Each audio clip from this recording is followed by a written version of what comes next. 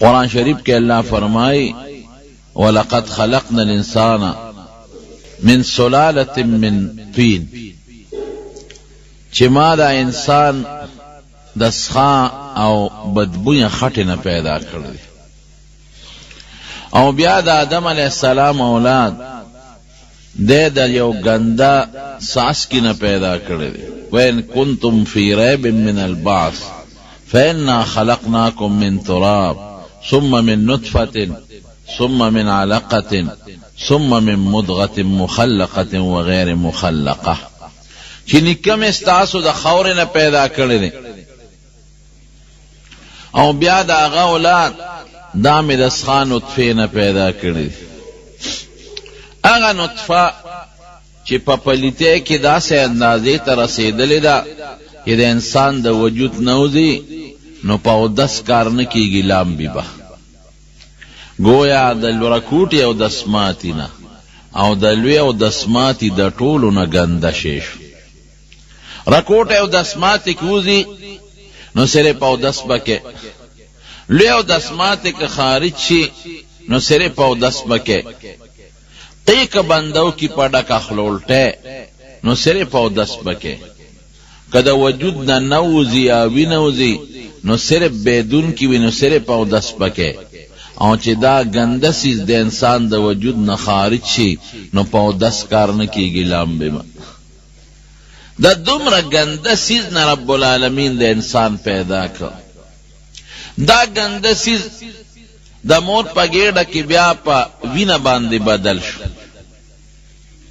او چکس خوا وینا گنده دا ولی پروردگار سر زرو دا غینم انسان پیدا کولش سپین و زرور سرو دا غینم دا آدم علیہ السلام پیدا کولش لرگے و سرو اسپن و سرو پیتل تانبا زیار ہر سا اللہ سرو پاکی و با داغینم اللہ بندوبس کولشو انسان امت پیدا کولشو دیکھ دا اللہ دا حکمت تے چے انسان دے خپل اصل تو گورے و دیزان کے عجزی پیدا کیولویو نکی عجزی غشید چے اللہ خوخ دے کبر نا اللہ بدیشی پا جزے اللہ خوشحالی گی پا کبر اللہ خپکے گی نو نبی کریم صلی اللہ علیہ وسلم فرمائے ویچا چے عجزی اکڑا او پا دی خیالی اکڑا چے پا دے اللہ خوشحالی گی اللہ لویری پلوئے خپکی گی او پا جزے خوشحالی گی دی دانوی چے زب معاشرہ کے کمزور شم دا خلق پا نظر کے بس پکشم نا رفعہ اللہ بدی اچت کی عزت بول کی و مرتبے بولاور کی دا دوارو جہان و مبارک سردار سمر الوی شخصیت بعد از خدا بزرگ توی قصہ مختصر لا يمکن السنا کما کان حق دا سی سنا کہ دا حضور پاک دا شان سر مناسب دا یغنشم ویلے دمرا بویم کہ بعد از خدا بزرگ توی قصہ مختصر ویدا بویم کہ دا اللہ نا پس دا طول مخلوق نلوی بس دا مختصر خبر جوڑت دمرا لوی شخصیت پا اللہ سونا گران پٹولو پیغمبرانو کی دلوی مرتبے خاون لیکن عجزی پا کس سمراوا پخپل حضور پاک فرمائے لا تترونی کما ترت النسوارا عیسی ابن مریم وی زما صفت کی دا سے مبالغہ مکوے دمرا زیاد صفت میں مکوے کم چی عیسایانو دا عیسی علیہ السلام کرنے اغیر دمرا اندازے تورسوی چی دا خدای زوی دے پام کوے انا عبداللہ و رسولہ زڑوں بے دا خدای بندے ماں کے بندگی دا او دویم نمبر بیاور پسے دا اللہ رسول زما بڑی صفتونا نکوے چی دا خدای مرتبی تا میں ورسوے لکہ عیسایانو چی دا عیسیٰ علیہ السلام پا حق کی کری دی یا یہودیانو دا عزیر علیہ السلام پا حق کی کری دی پام کوے گورے زنا خدای نہ ماں کے دا خدای صفتو نشتا او نہ دا خدای مرتبے ترسے دیشم دا حقیقت تیرونو گورے دا اللہ بندیم او دا اللہ رسولیم نو دمرا لوی شخصیت چے پٹولو پیغمبرانو کی دلوڑ مرتبے خاون دے او بیام حضور پاک څومره خپل عاجزي کوي. صحابه سره چې بناستو په یو مجلس کې نو داسې بناستو لکه د یو عام انسان په شان، کبر لویی پکې نه. یو ځای به صحابه سره په ځمکه ناستو، جومات کې بناستو، که د بار نه به څوک میلمه راغی او مخکې به حضور پاک مبارک نو لیدلی، هغه به نه پیژنده چې حضور پاک پکې کم یو دی. لکه سړی په ګدۍ ناستی نو پیژنګلو یې کېږي، یا یو سړی په یو اوچت ځای ناستی نو پیژنګلو یې کېږي. د بار نه به چاته پته نه لګېده چې په دې کې حضور پاک کم یو دی. امتیازي حیثیت یې ځان له نه دی جوړ کړ، عام بناستو. تر دې حده پورې یو صحابي فرمایي وی چې مجلس کې به مونږ په دایره کې ناستو نو د حضور پاک کونډی مبارکې به زمونږ کونډو سره یو شان وي، چرته زمونږ نه ځان په ناسته کې مخکې کړی نه. سفر کې چې به روانو چې سپینګیري سړی به چرته حضور پاک په سفر کې د هغه نه مخکې نه ته، او په سفر دوران کې څومره عاجزي کړې نه، ځان یې ملګرو سره یو شان حساب کړی دی. څنګه چې نورو ملګرو په سفر کې کارونه کړي دي، دارنګې حضور پاک هم محنت او خدمت کړی دی. یو ځل په یو سفر کې صحابه کرامو حضور پاک مبارک نو کارونه تقسیم کړل. چاوی زه به څاروي لال کو، د غوښې انتظام به وکړو، چاوی مونږ به څاروي وبکو، چاوی مونږ به خیمې خښې کو، چاوی اور به بل کو، چاوی دا نور څاروي به سرن لبوزو. څومره کارونه چې دا به تقسیم شو. د دواړو جهانو مبارک سردارو فرمایل وی یو کار خو تاسو پرېښود خوا به زه کوم. وی صاحب اکم کار دی مونږ خو ټول تقسیم کړل، مونږ ته په ګوته کا مونږ به کوو. وی نه تاسو پرېښوده به زه کوم. وی صاحب مونږ ته وښایه تاسو به ولې کوئ، زمونږ مور پلار درنه قربان، مونږ به کوو. وی نه به زه کوم. وی تاسو چې دا تقسیم ارسو کړل ډوډۍ خوراک پخوئ، دا اور به پسه بلوئ، د خشاکړو چا ذکر ونه کړ. وی خشاک به زه راوړم. وی نه زمونږ مور پلار تا نه قربان، مونږ به خشاک راوړو. وی نه دا کار زما په ذمه دی. قسم دی ځنګل ته په خپله حضور پاک لاړ او هلته بوټي او څانګې پرې کړې او په دې خپله مبارک او نیازبینه شی کېښودل او صحابه نه یې راوړل. که مسجد قبا جوړیږي لکه د عام صحابي په شان خدمت پکې کوي، او که خندق کنستلی کېږي غزوه خندق کې لکه د عامو صحابو خدمت پکې کوي. او که کور کې دننه دی، بی بی عایشه صدیقه فرمایي وی په کور کې دننه به مونږ سره لګي او د کور کار به یې کوو، او چې بانګ به وی نو هر څه به یې غورځول جومات ته به لاړ. وی قسم دی حضور پاک کمبل ځان له په خپله ګنډلی دی، او که سپلی شلیدلی دی ځان له په خپله ګنډلی دی، او مونږ سره د کور په کار کې مدد کړی دی. څومره لوی شخصیت او څومره عاجزي. دا ټول کمال د عاجزۍ دی. ګورئ ځان کې به عاجزي پیدا کې بندګي نه اوچت بشي. حضرت ابوبکر صدیق رضی الله عنه څومره لوی سړی، په صحابه کرامو کې د لوی مرتبه خاوند، د حضور پاک مبارک د هجرت ته سفر ملګری، دومره لوی شخصیت چې د دواړو جهانو مبارک سردار صرف د سفر د خدمت دپاره دې مقرر کړ. څوک چې ځان سره ګوره دشمن زیات و کنه د حضور پاک، د مکې خلک دشمنان دي او په سر پسې یې ولې د سلو خانو انعام استل، د دنیا خلک دشمنان. نو دشمندار سړی چې ځان سره څوک ګرځي نو هغه څوک ګرځي چې په هغه اعتمادي یقین یې وي. نږدې ملګري په سفر کې بې اعتماده څوک نه ګرځي چې په چا یقین ځان سره یوازې ګرځي، چې یقین یې پینی چې ډېر اسده ما په سر پیسې وانه لیده چانه اسې نه پړه کې بغض دي مړ به نه کي، نو چې لږ امشه کې ځان سره هغه څوک نه ګرځي. نو حضور پاک د هجرت په دې سفر کې سره د دومره دشمنانو ابو بکر صدیق ملګری کو. دې نه معلومیږي چې په هغه یې پوره اعتماد. د هجرت مشوره د هغه سره وکړه. په غار ثور کې حضرت ابو بکر صدیق ته ډډهوالی نه، او نور سونه د ابو بکر صدیق په حق کې چې لومبي نوم اخلي د داخل ابو بکر فی الجنه، ابو بکر په جنت کې اول نمبر د نوم اخلي. یو ځل د حضرت عمر فاروق او د حضرت ابوبکر صدیق د دواړو په منځ کې جګړه راغله. مرګري دی یو بل سره روان شي نو چې یو بل سره په جګړه شو.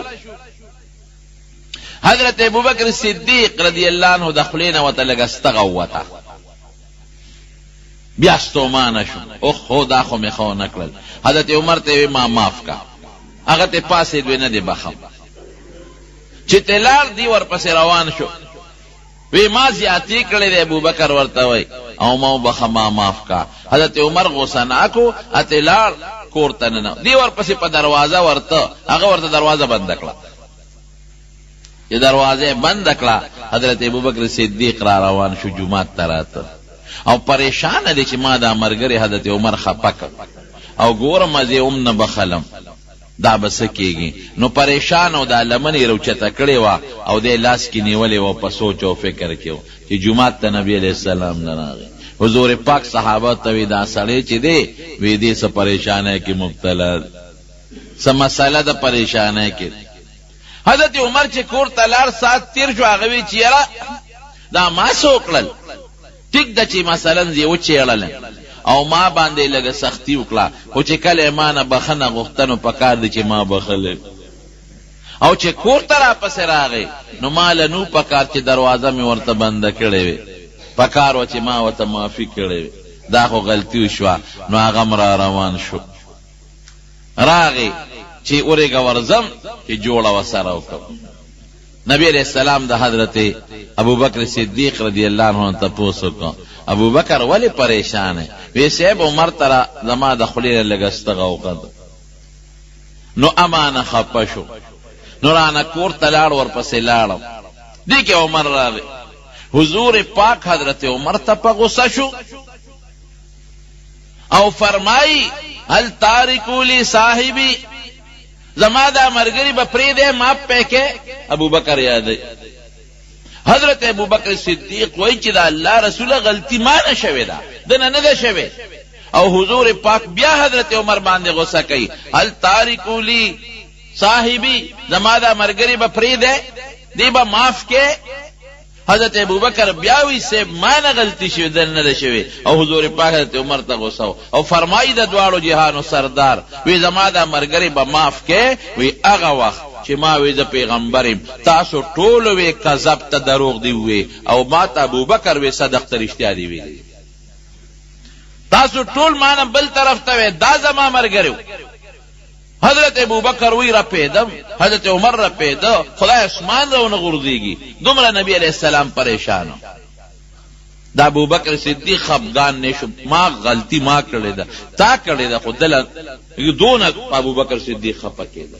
او یو مقام کې نبی کریم صلی الله علیه وسلم او فرمایل د وفات نه لغونې مخکې وی په ما د هیڅ احسان نشته کدا چا احسان په ما وی دا غي بدل اغله مخلاص کړي په دنیا کې مخلاص کړي په ما د چا احسان نشته. یو کس دی چې دا غي احسان زما په غاړه کې پروت دی اغله به هغه د احسان بدل الله د قیامت پر ورځ خلاصي چې هغه ابوبکر صدیق دی.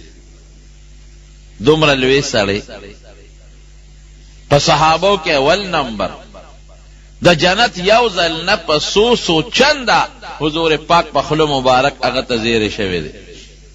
عجزی پکې سونا پلاره بروانو ډکی به روچت کړ ویدام زمانه خله باغ ته بلار د باغ دی بوټو ته سانګو ته به قتل ویدام ما نه خدي مرغیب الوتر الوتا ویدا مرغیم زمانه خدا. یو ځل وی افسوس چې د ابوبکر مور ابوبکر نه وی زیګول نو څه خبره دومره جزي و پکې ټول شپه به پروردگار ته جړل تلاوت به کو او د خاصیت او چې کله به موږ کو موږ کې به جړل الله ته به زاره کولې. دا غرنګي حضرت علی رضی الله عنه څومره لوی سړی دی. یو سړی د بار نه راغی دی نه پیژن چې دا څوک دی. نو تپوسی تیو که تسوکے مننتا حضرت علی صاحب تیو تسوکے پکار داو چه وطیوی چه زد نبی علیہ السلام زومیم پکار داو چه وید آغا دا ترزویم فاتح خیبر دے رکوٹ ساڑے ندے حضور پاک دا پا حق دا جنتیت اعلان کرده دے او باب العلم وتویل دی چې علی صاحب د علم دروازه ده، انا مدینه العلم وعلی بابها.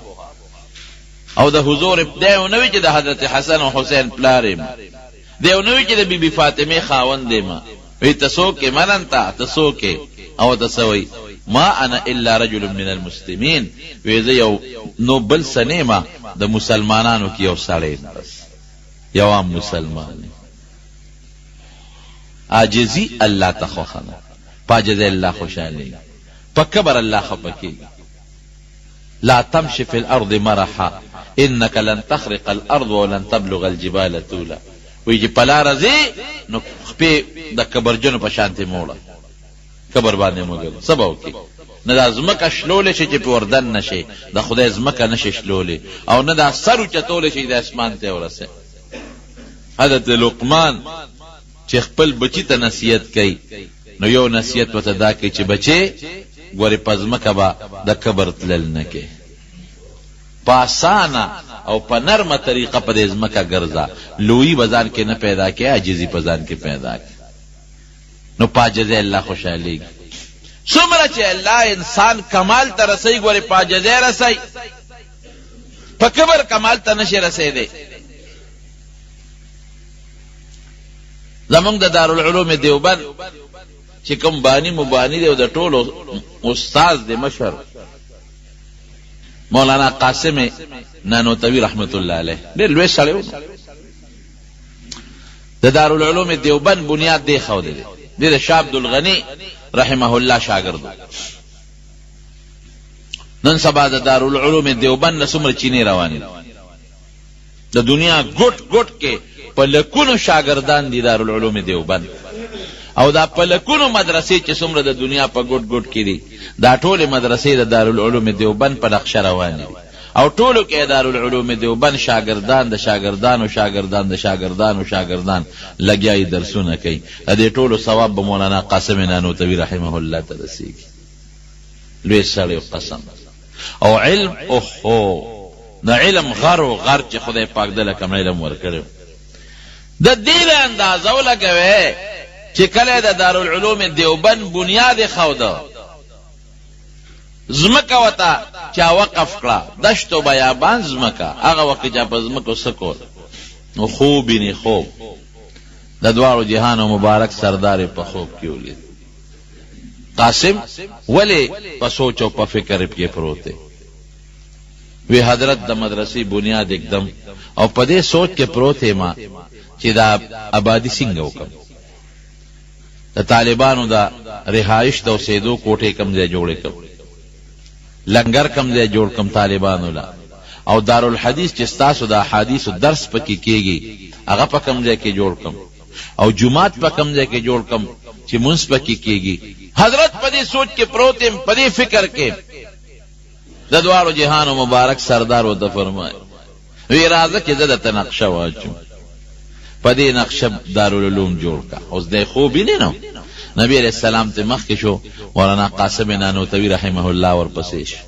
حضور پاک سره خپل کونټه د چوکا مبارکه او پاغي وتکر خراخ کې دلته به دیوال وي دلته به دیوال وي، او د دې کر خدن نه دارالحدیث جوړ کې چې کم د احادیث جوړيږي، او د دې کر خدن نه جمعات جوړ کې، او د دې لاندې بل لنګر دی او دلته طالبانو د کوټو دی. مکمل نقشه وته نبی کریم صلی الله علیه وسلم واچوله په خوب کر خیراخ کې. او لا عجیبه آشنا ده چې وی نبی علیہ السلام خپل لخ پیروان او زمر پسې روان دی را پاسې د خوب چې را پاسې اوس په دې سوچ کې چې ما ته خو نبی علیہ السلام نقشه واچوله خوب خو بندای نه نو ولګه دې زه ته ورزم کې دا نقشه را نه یې رنشي چې غیره تسنګ فرمایلی چې اقص دیوالونه وام چې اغازه ته ورغه د حضور پاک دا کونټه مبارک کرخم پرتی و داغي د خپو د قدمونو نشانونه پراتو. دومره لوی سړی زکلویم چې د کمه مدرسې بنیاد د دوالو جهانو سردار کیدی اغه نه بخیر نه خوري، د کمو طالبانو د کمرو بنیاد چې نبی کریم صلی الله علیه وسلم کیدی اغه نه بخیر نه خوري. دارالعلوم دیوبند داغه نه خدای ډېر لوی خیر خو کړ انتهایی لوی. په مدینه منوره کې لوی عالم عربیو. نو خلق ور سره ډېر ناستو، ما د ما یو دوه شاګردانو هغې نه مې تپوس وکړه دا څوک دی؟ وایي دا زمونږ استاد دی، او سپین ګیرې غټه سپینه ګیرې او ښکلې مزېدار. نو زه ور نږدې شوم، یاره زه ور نږدې کېږم چې د حدیثو اجازت ته وغواړم. تاسو استاد دی او سپین ګیرې دی او ډېر لوی سړی دی، زه به ور نږدې شم چې زه د ده نه د حدیثو اجازت وغواړم. نو چې زه ور سره کېناستم ما ته معلومات اخېستل. مې حضرت تاسو احادیث چا نه ویلي؟ وی زما فلان کې استاد یو عربي استاد راته خو هغه زما استاد دی. مې حضرت دا هغه استاد څوک دی؟ وی هغه استادو په انډیا کې د شیخ الهند مولانا محمود الحسن رحمه الله شاګرد. بس ما غږ بیا ونه کړ. مې سند دی زمونږ دیوبند ته رسېدلی. مې شکر دا سند زمونږ شته. زمونږ استاد مولانا عبدالحق صاحب دی رحمه الله د دارالعلوم حقانی شیخ الحدیث او بانی، او دا هغه استاد مولانا حسین احمد مدنی صاحب، او دا هغه استاد شیخ الهند صاحب. ما ګوره عربو کې لوی شیوخ دا د دارالعلوم دیوبند شاګردان دي په افغانستان کې، پاکستان کې، بنگلادیش کې، او دارنګې دا نور ملکونه چې څومره دي، برما ده او که دا نور علاقې، دا ټولو کې اکثریت د دارالعلوم دیوبند بچي دي. نن په دنیا کې ګوره څومره د دین کار چې کېږي. دا تبلیغی حضرات مولانا الیاس صاحب رحمت الله علیه الله ته څونه کار واغشت، دا هغه استاد شیخ الهند صاحب، او د شیخ الهند صاحب استاد مولانا قاسم نانوتوی رحمت الله علیه. نو دومره لوی سړی دی، عجزي څونه ده، عجزۍ ته ګوره. یو ځل یو په هندوستان کې یو کلی شاه جهان پور به وته، هغې کې به کال په کال د دې غیر مذهب او د مسلمانانو په منځ کې باسونه کېدل. هندوان به م راغونډ شو، سیکان به مو، مسلمانان به مو، انګریزان به مو. نو د هغې علاقې خلکو مشوره وکړه چې دې ځل لمونږ د باس له او د تقریر له او د مناظرې له څوک راغواړو. ټولو په دې فیصله وکړه چې مولانا قاسم نانوتوي رحمت الله علیه راغواړو. لوی سړی دی او لوی علم خدای ورکړی دی، دا مناظره به دې وکړي. نو مولانا قاسم نانوتوي رحمت الله علیه پسې د هغې علاقې عالمان رالل. وی صاحب سخت کال موږ هندوانو سیکانو سره د خپل اسلام په مطابق چې کوم باس کوو او د اسلام هغه حقانیت ورته ښکاره کوو، نو د هغې دپاره موږ د ټولو علماو سته انتخاب کړی دی. نه به ته کې وی ورځ هم کومه مقرر کړې ده، وی په پلانکې میاشت کې پلانکې ورځ، وی ډېره ښه ده. زه به د هغې نه یو ورځ مخکې درځم چې کوم تاریخ ستاسو دی، د هغې نه به یو ورځ مخکې درځم شاه جهان پور ته.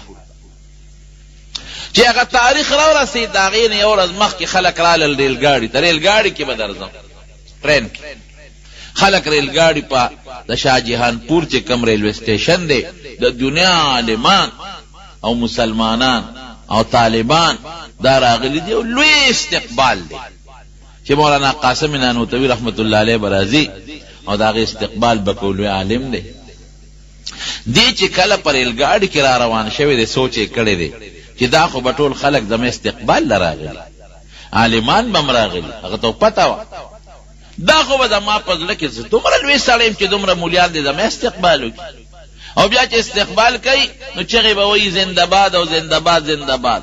یاره دا خو را باندې ښه نه لګي، قاسمه دومره لوی سړی خو نه، دومره لوی سړی.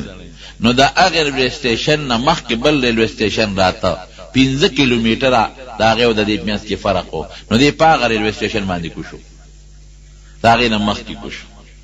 ریلګاډي چې کله ورسېد نو خلکو ډبې کتلې دي، پکې نشته. یو ډبې ګوري، بله ډبې ګوري، لوی استقبال دی او بینرې دی او زنده‌باد چغې دي. چې ویې کتل دي پکې نشته. هلکه حضرت رانغی، پریشانه دي چې دا خو نه ټلیفون شته، هغه زمانه خو د ټلیفونونو نه وه، او نو اوس مونږ تللی شو چې هغه پسې طلب وکړو چې حضرت تا خو مونږ سره وعده کړې وه، سالم ستا د مناظرې نمبر ایښی دی، او دا که ته راونه رسېدې خو د هندوان او سیکانو دا ټول خلک به راپورې خاندي چې ملا م پټ شو. مولانا قاسم صاحب چې په هغه بل ریلوے سټیشن کو شوی دی، نو پیاده را روان شوی دی. چې دا خلق ستړي شي او دی خپل کورونو ته لاړ شي، نو چې کم مولا صاحب زه غوښتم نو زه به لاړ شم دغه کور ته او بیټک ته به ور داخل شم چې نه ما ته څوک د زنده‌باد چغه ووایي، نه زما څوک استقبال وکړي چې زما په زړه کې هغه لویي پیدا نه کړي، دومره لوی سړی خو نه یم چې دا دنیا خلک دې زما استقبال کوي. نو لاره کې یو خوړ په خوړ پیاده مزل را روان دی غریب، خوړ کې چې راځي نه خوړ کې اوبه ډېرې وي، نو د پنسي اوچتې کړې وي خو بیا هم دا پرتوک ته لون شو، کمیس یې اوچت که او پرتوک ته لون شو، نو د خوړ نه چې کله پورې وته نو اوس په دې سوچ کې دی چې دا پرتوک خو د مالان دی، د خټم شو لوندم شو، دا به انزل غواړي او دا به اوچولم غواړي، نو که دا خو انزل خو آسان دي، دا اوبو کې به یې غوپکم، خو که دا زه اوچولو ته انتظار کوم نو دا خو بیا د ما باندې شپه راځي او خلک مې هلته په تمه دی، هغوی به هم پریشانوي. نو دا چلی وکړه چې لنګ یې وواو او هغه خپل پرتوګ یې راواغېسته چې کوم لوند او د خټو شوی هغه یې ووینځه او کونټه یې ورسره وه چې زه په لاره به دا پرتوګ په دې کونټه کې ورکمه او په دې اوږه د پاسه به اوچت ونیسم نو هوا به یې وی او نور به پرې لګي نو په دې به وچي. الله اکبر، فقیرانه شان دی. سړی کم سړی دی؟ د شیوخو د مفسرینو د محدثینو استاد، هغه سړی چې حضور پاک ورته نقشه اچوي، د علم لوی غر او لکه د ملنګانو غوندې هغه خپل پرتوګ یې په کونټه کې ورکه او کونټه یې په اوږه نیولې ده او نور ته یې نیولې ده او لنګ یې والې دی او غریب روان دی. خلق عالمان راغلي دي په ټیشن کې وګرځېدل پیدا یې نه کړ، اوټلو کې ورپسې ګورې هسې نه اوټ چېته مخکې راغلي بل ګاډي کې په اوټلو کې نشته. مولانا قاسم نانوتوي رحمت الله علیه چې څنګه راغی نو ستړی و، یاره چې اوس ورځمه دا خلک بلا پوره نی خوارو خامخا به لارو کې ولاړي، راشي هوټل ته لاړ شه نو هغې کې به یو ګنټه به په یو کمره کې لږ ارام وکړي نو بیا به لاړ شو. نو چې هوټل ته څنګه ورغی هوټل والا دې تپوس کو نوم دې څه دی؟ نو د خپل زوړ نوم خورشید حسن و، دا نوم یې بیا ځان ته بدل کړی، زوړ نوم یې خورشید حسن، نو هغه ته هغې ته یې وایي زما خورشید حسن نوم دی او لږ ساعت دپاره یو کمره راله راکړې، په کمره کې یو بوټی خوب کوم ارام دا جامې به مې موچي شي.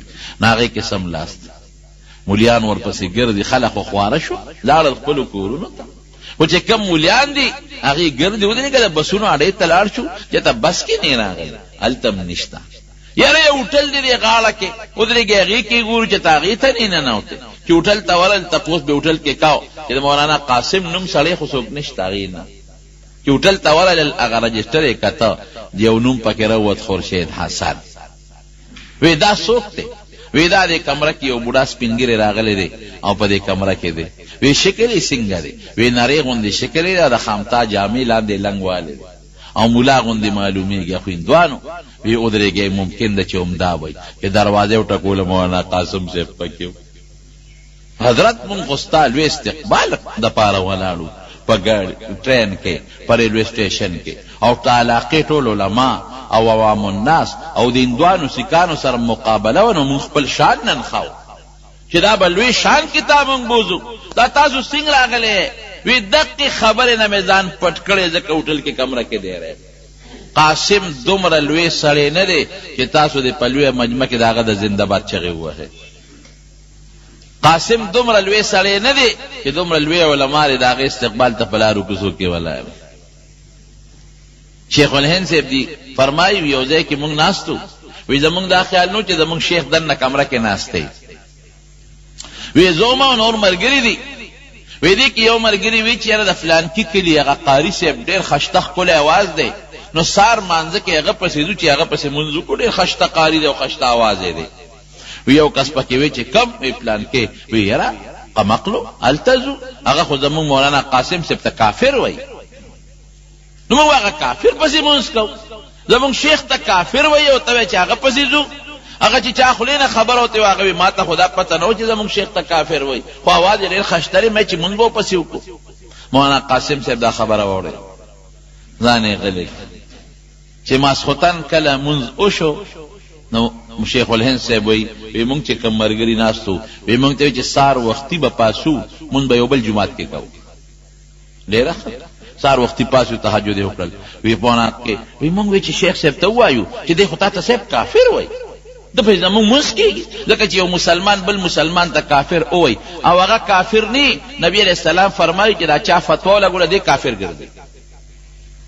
نو موږ ته خو شیخ معلوم دی او دا مولا صاحب زموږ شیخ ته کافر وایي نو خو دې په خپله کافر دی ولې مسلمان ته کافر وایي یو لوی عالم ته خیر غږ د شکول یریږو چې مولانا صاحب خو دې پیژني چې څنګه مونځ خلاص شو هغه سړي سلام شاته وکتل مولانا قاسم صاحب ولاړ ملامته خو شو چې زه ورته کافر ویم او دې راغی ما پسې مانځه ته ودرېد او شاګردان یې را پسې ودرولي دي چې مونځ خلاص شو هغه مولانا صاحب راغی مولانا قاسم صاحب ته مولانا قاسم ته ټولو خلکو نه مخکې معانقه وشوه خو مولانا صاحب رنګ نه پته ولګېده چې مولانا صاحب ملامته دی وی صاحب راځئ خپلې کمرې ته بوت خپل عذر پیش کړي حضرت زه معافي غواړم زما د خولې نه ستاسو په حق کې څه ګډې وډې خبرې وتې دي زه معافي غواړم ما معاف کا مولانا قاسم صاحب ورته څه وایي وی نه نه وی تا که ما باندې د کفر فتوا لګولې ده نو تا په زړه کې د دین یو جذبه پرته ده د دین د خاطره دې لګولې ده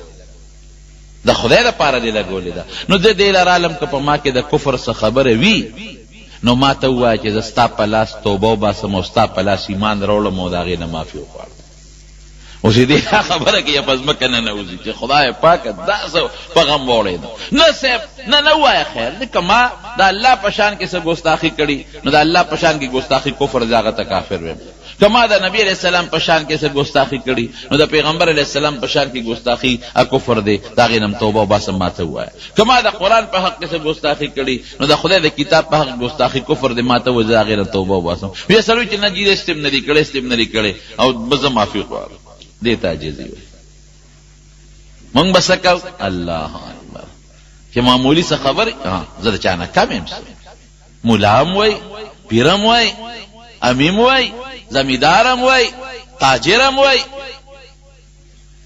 دا کبر به مونږ کوم ځای ته رسوي د دواړو جهانو سردار مدینه منوره کې روان دی په یو ډیران تیر شو صحابه ورسره دي ټولو پوزې پټې کړې حضور پاک مبارک صحابو نه تپوس وکړو وی دا پوزې مولې پټې کړې وی صاحب دا ډیران دی د دې د وجې نه پټې کړې وی ډیران څه ته وایي ډېر هوښیار وی صاحب دا خلک په ګندګي غورځوي ډوډۍ په پاتې شوې وغورځوي جامې چې خیره نشي زړې شي سټېدلی پې وغورځوي هډوکې پې غورځوي نه نه دا خو ډیران نه دی دا خو ډېر د عزت شی دی صحابه حیران الله او رسول ته باقي پته ده وی ګورئ جي وی هغه شی په دې ډیران تاسو غورځوئ او پوزه ترې پټوئ د کوم شي دپاره چې یو مسلمان بل مسلمان وجني او یو مسلمان د بل مسلمان عزت اخلي هغه جامه چې مسلمان به مسلمان وجني چې زړه شي دلته غورځوي بیا دې پوزې پټوي هغه ډوډۍ چې مسلمان د هغې دپاره بل مسلمان وجني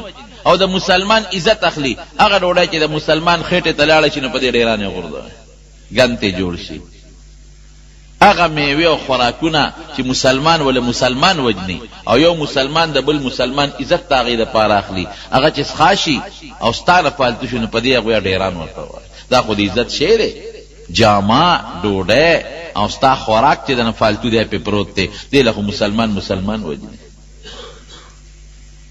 رونو انسان خوري څه اغوندي څه او د انسان حقیقت څه دی ډوډۍ څونه عزتمن شی دی او څونه محترمه ده خلک یې ښکلی او رومال ته تاوی لیکن چې د انسان د مبارک خېټې ته ور ورسېږي څه بلا ته جوړه شي دا د انسان حقیقت ډوډۍ خشته شي او میوه سیب کیله انګور د قیمت شي اعلی شی دی خو چې د انسان خېټې ته ور ورسېده څومره ګند ته جوړ شو د انسان د دننه کارخانې دغه حیثیت دی اوله نطفه واخره جیفه وفيما بينهما حامل للعذرا بیا اول د نطفه ده اخر مردار چې چینجو کو انسانیت پکې نی او ایمان پکې نی او یا پکې فسق فجور راشي د چینجو جاله او دې میانس کې وګوره نو په ګېډه کې دې څه مرداره پټه کړې ده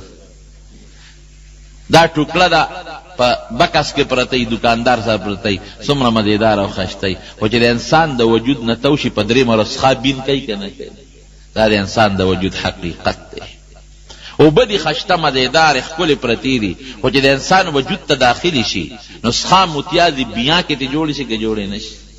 څه حقیقت دی د انسان، میلو درنده دی که دې سپیونه کې، که نکونه دې وانه غشتل او زیاتي ویښته دې وانه غشتل او یو میاشت در باندې تېره شوه، قسم د خپل بچي او ښځه به هم در نه یېرېږي، غټ غټ بریک به دې نیولي او لوی لوی ویښته به در باندې ختلي او غټ غټ نوکان به دې نیولي او څښا خیرې به بین به دنه ځي.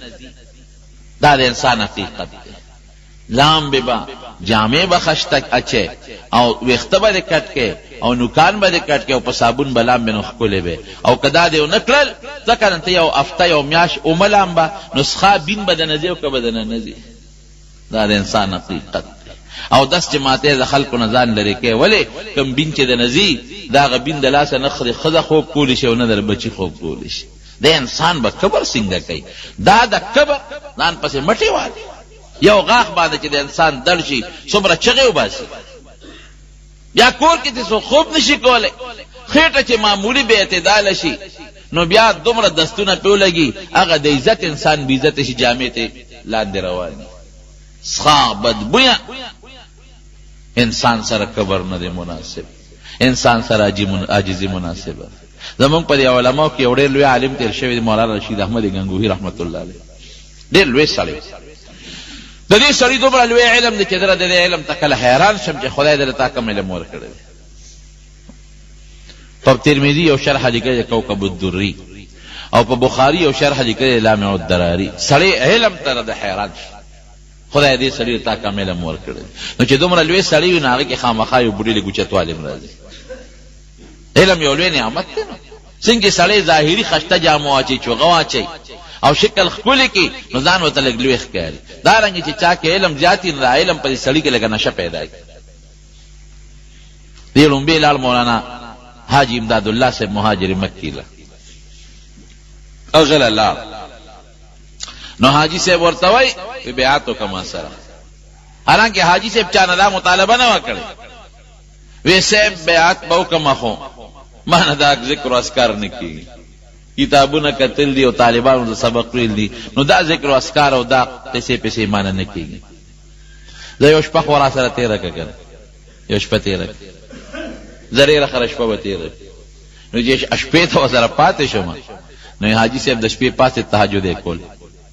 وی ما به تهجد نه کول، کتاب طالبانو لګور او سبق طالبانو ته خان، خو او شرمېدم. وی مې چېرې دا دومره سپینګیري سړی پاسې او تهجد کې راشه ته مو ورسره وی پاسې تهجد مې ورسره وکړ.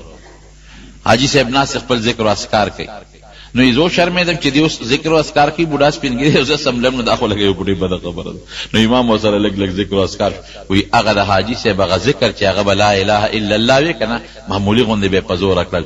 وی هغې زما دې زړه یو څو جټکې یې ورکړې. وی چې سار شو ورنږدې شم چې صاحب بیعت به وکړم، خو ډېرې کلمې به راته نه ښیې، یو دوه درې ټکي به راته ښیې. وی خیر دی یو شی درته ښیم صاحب ذکر بیعت یې ورسره وکړ. مولانا رشید احمد گنگوهي چې یو ورځ تېره کړه وی صاحب زه در سره یو څلوېښت ورځې تېروم، وی زه خپلو طالبانو د سبق ښایم. وی نه صاحب خیر دی ما له لږ ټیم راکړه در سره پاتې کېږم. لږه یو پوټې غوندې د علم هغه لویوالی پکې و، کبر پکې نو، لوی شخصیات دي خو خامخا.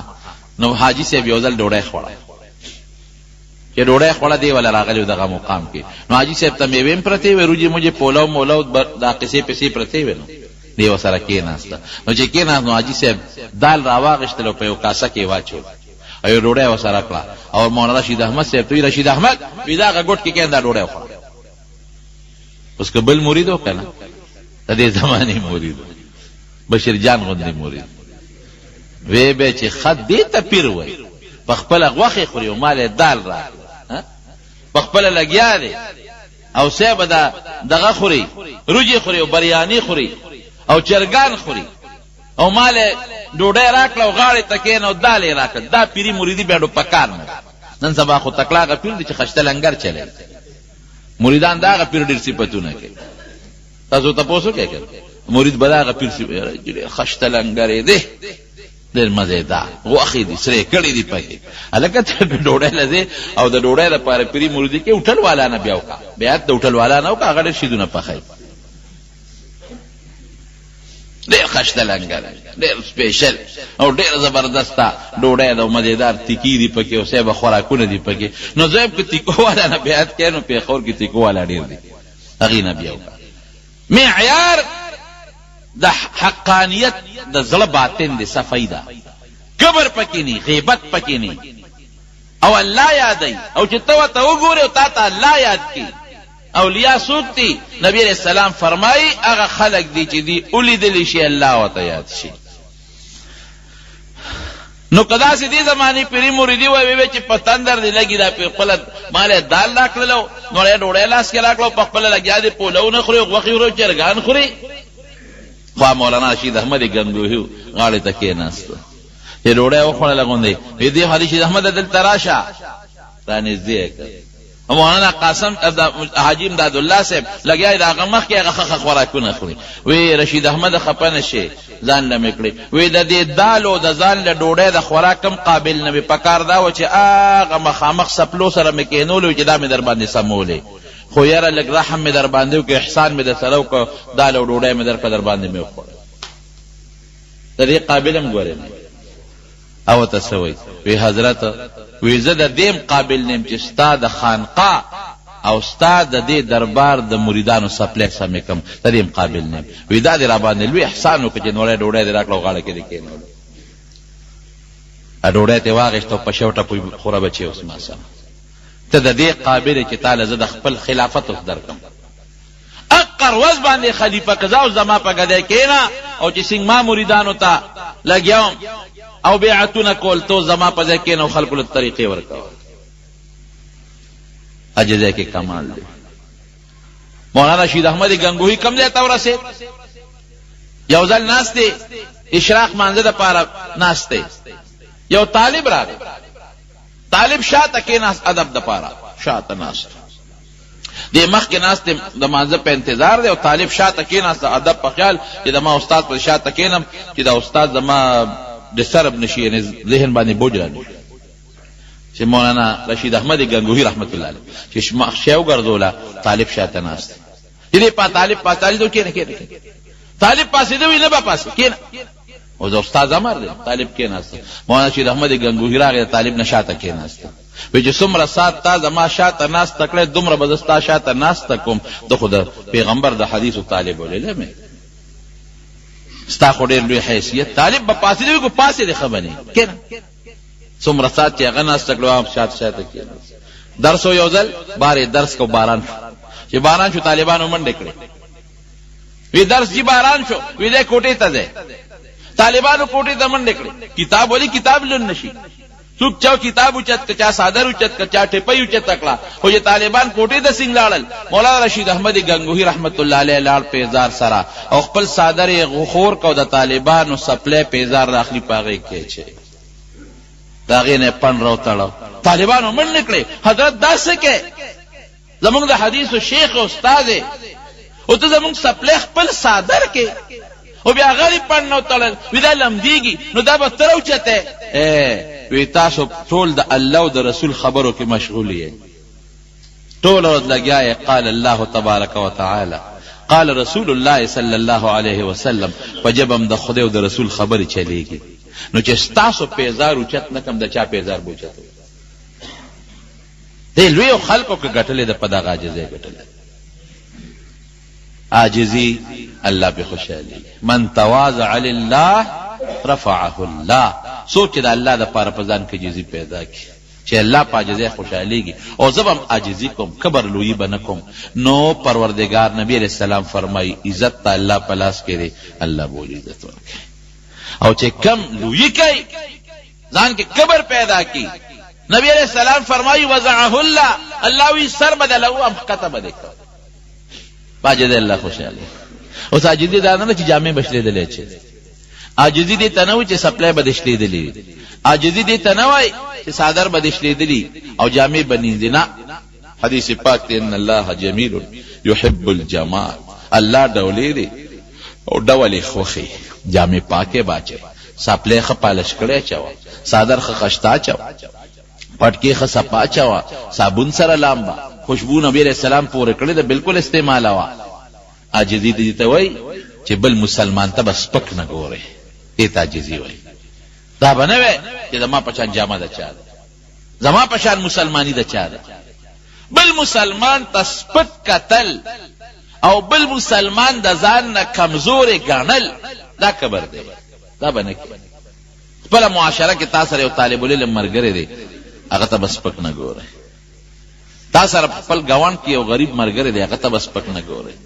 تا سره په دکاندارۍ کې یو غریب ملګری دی، هغه ته به سپک نه ګورئ. دا پکې لا څه شی دی چې یم خوځیم هم چمن دیگرې نیست ما پشان لا څوک داسې به نه. دې ته عاجزي وایي.